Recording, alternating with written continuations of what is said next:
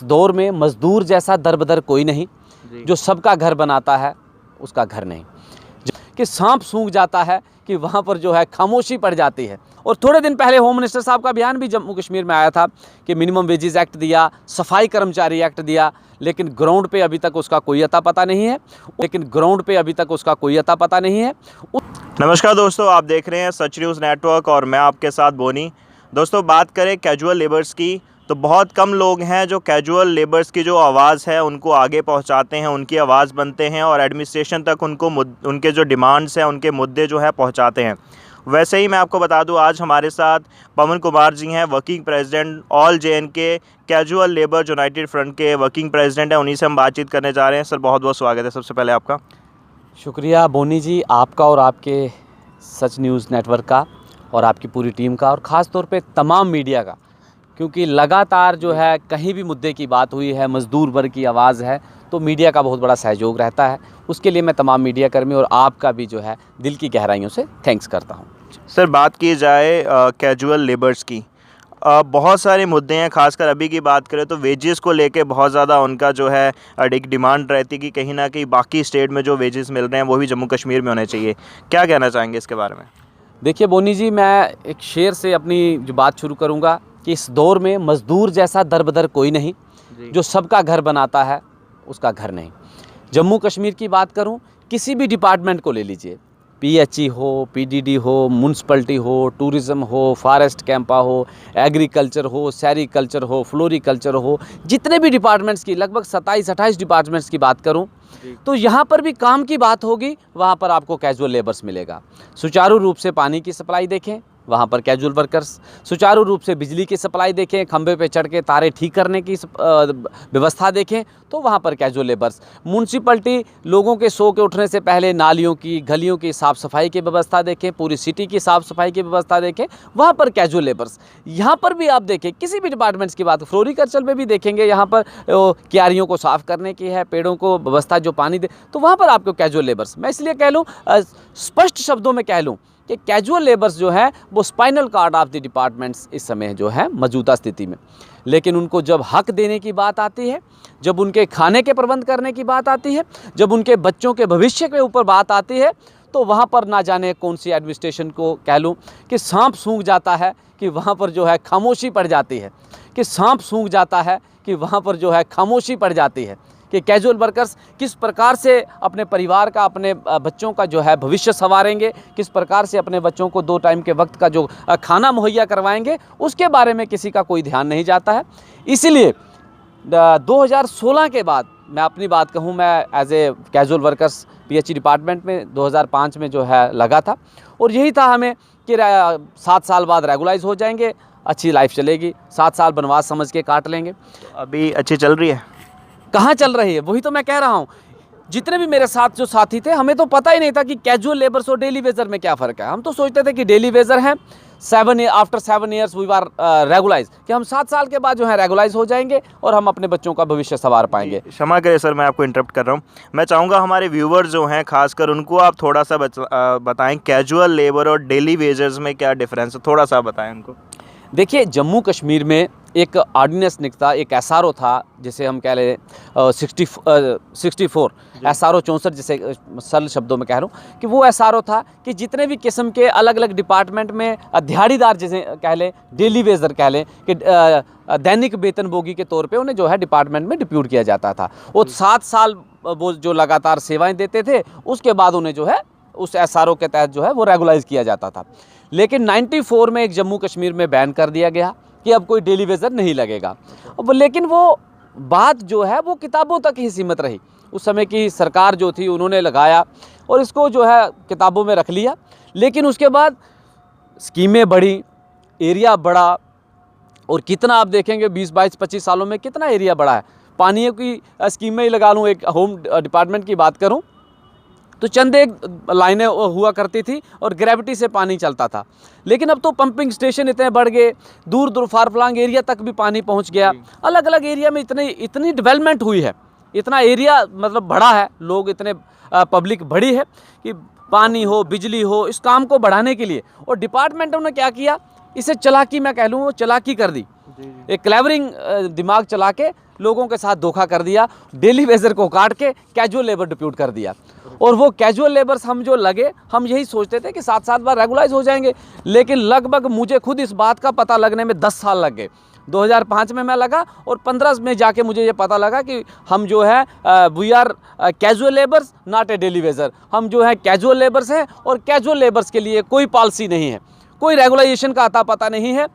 तो जब मुझे ये पता चला, उसी डे फर्स्ट, उसी दिन से मैंने ये आवाज़ जो है तमाम कैजुअल वर्कर्स के लिए, आज जो पूरे जम्मू कश्मीर यूटी में हम सभी के जो all casual labour United front banner बना हुआ है, सभी की उसमें शमूलियत है। मैं अकेला ही चला था मंजिल मकसूद पे, साथी जुड़ते गए और कारवां बनता गया। कितने साथी अब तक आपके साथ हैं पूरे जम्मू कश्मीर की अगर बात करें, और कौन कौन से डिपार्टमेंट्स हैं? देखिए, अब तो कोई डिपार्टमेंट भी अलग नहीं है। तमाम डिपार्टमेंट में जितने भी हमारे कैजुअल लेबर्स हैं, चाहे पीएचई है, पीडीडी है, म्यूनसिपलिटी, मैं बाहर से फिर से नाम लूँ, फ्लोरिकल्चर, सैरिकल्चर, एग्रीकल्चर, एचडीएफसी और फॉरेस्ट कैंपा, और भी बहुत सारे। अब तो जो सीजनल लेबर्स हैं वो भी एसपीओज हों, होम गार्ड्स, मतलब सभी को एक भरोसा हो गया कि यही एक बैनर है जो कैजुअल लेबर्स की आवाज़ बना है, और जो मजदूर वर्ग है वो खुद अपने हक के लिए आगे निकला है। बिल्कुल सही कहा आपने, आवाज़ बना है। मैं बात करूंगा सर, अब तक काफ़ी टाइम हो गया आपको एज अ वर्किंग प्रेसिडेंट काम करते हुए, कितना बेनिफिट अभी कैजुअल लेबर को मिल पाया है, या कौन से भी उनकी डिमांड्स हैं जो भी पेंडिंग है? देखिए, डिमांड्स के लिए हमारी जो थी, सबसे पहले हम लगातार, हमारी सबकी यही डिमांड थी कि जैसे SRO 64 था 94 से पहले, तो वही SRO जो है रिवोक किया जाए, और जितने भी कैजुअल वर्कर्स हैं उन्हें जो है रेगुलाइज किया जाए। अगर उसका नाम आप अमेंडमेंट कर सकते हैं सरकार से, हमारे ये हमने लगातार मेमोरेंडम भी सबमिट किए, और कोई ऐसी जगह नहीं होगी जहां पर हमने ये आवाज़ नहीं पहुंचाई, संतरी से लेकर मंत्री तक। और सीएम जब समय की महबूबा मुफ्ती थी, उनके भी, और उससे पहले गुलाम नबी आज़ाद साहब थे, वहाँ पर भी, मतलब जहाँ जहाँ भी आवाज़ पहुँचाने का था वहाँ पर हमने आवाज़ पहुँचाई। अंडर सेक्रेटरी हो, चीफ सेक्रेटरी हो, सेक्रेटरी हो, फिर उसके बाद हमने दिल्ली का भी रुख किया। दिल्ली में जंतर मंतर पे धरने प्रदर्शन भी किए, और उसके बाद मुलाकातों का दौर किया, चाहे पीएमओ ऑफिस हो, और अब जो है चाहे राजनाथ सिंह जी से मुलाकात हुई, और फिर से जो अप्रोचिंग है वो हमने होम मिनिस्टर साहब से भी लगाई है। और थोड़े दिन पहले होम मिनिस्टर साहब का बयान भी जम्मू कश्मीर में आया था कि मिनिमम वेजेस एक्ट दिया, सफाई कर्मचारी एक्ट दिया, लेकिन ग्राउंड पे अभी तक उसका कोई अता पता नहीं है। उसी मसले में हमने जो है अप्रोचिंग लगाई है कि हम उनसे इस बात के ऊपर मशवरा रखेंगे, और उनके आगे ये मेमोरेंडम रखेंगे कि आपने जो बोला है कम से कम वो तो ग्राउंड में कहाँ है। जम्मू कश्मीर का मजदूर वर्ग के जो है कैजुअल वर्कर्स, तो वो तो आज भी उसी दिशा में है। और दूसरा, बोनी जी, आपने जो सवाल किया है कि कैजुअल वर्कर्स की आवाज़ कहाँ तक पहुँची है, तो ये मैं कह लूँ कि सबसे बड़ी बात होती है स्वाभिमान की।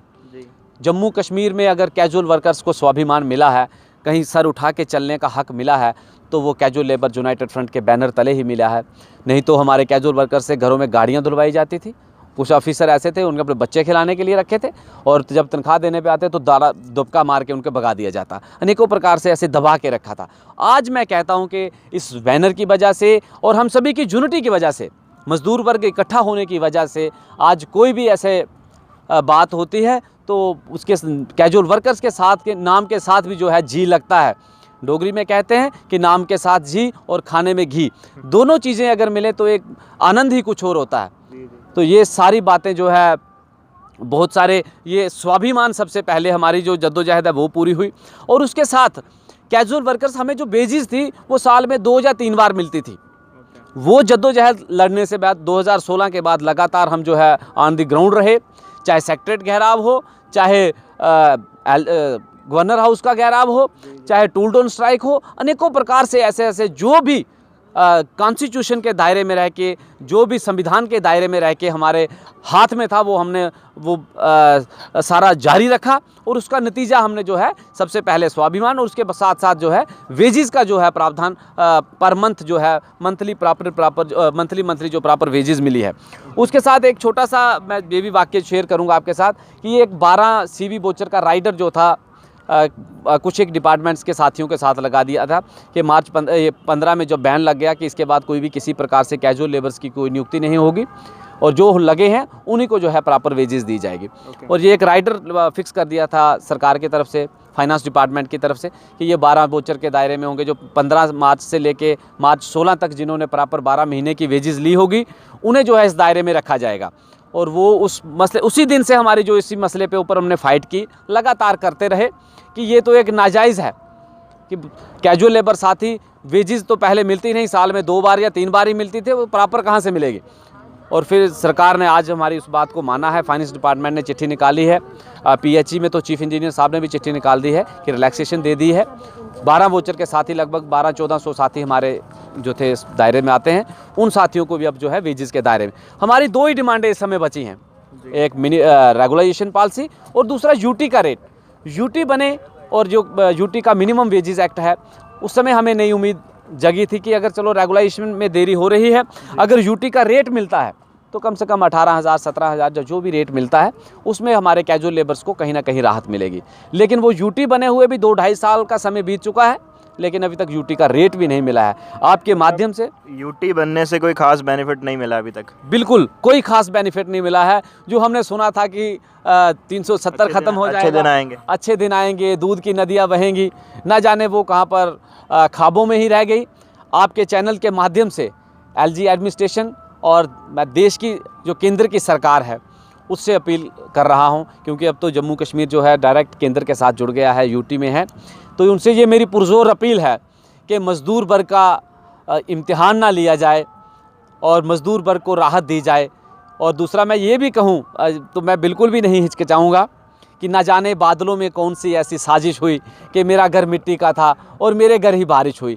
कि जब भी कहीं मज़दूर वर्ग की आवाज़ जो है वो बुलंद होने पे आती है, या कहीं हमारे सरकार का या कह लूँ, जब एडमिनिस्ट्रेशन का कह लूँ, जब बड़े बड़े रिप्रेजेंटेटिव का बात कह लूँ, उनका कहीं ध्यान ही मज़दूर वर्ग की तरफ जाता है, तो ना जाने कोई ना कोई ऐसा कारण बन जाता है कि देश के हालात कुछ और हो जाते हैं, जम्मू कश्मीर यूटी का हालात कुछ और हो जाते हैं कि पूरी की पूरी एजेंसियों का ध्यान उस तरफ चला जाता है, मज़दूर फिर बेचारा भूखा या प्यासा वही अपने उस हक के लिए वो तड़पता रह जाता है। सर, बात करें ऑल कैजुअल लेबर्स की, आपने कहा कि एक रेगुलाइजेशन आपकी डिमांड है और एक मिनिमम वेजेस एक्ट है, दोनों है।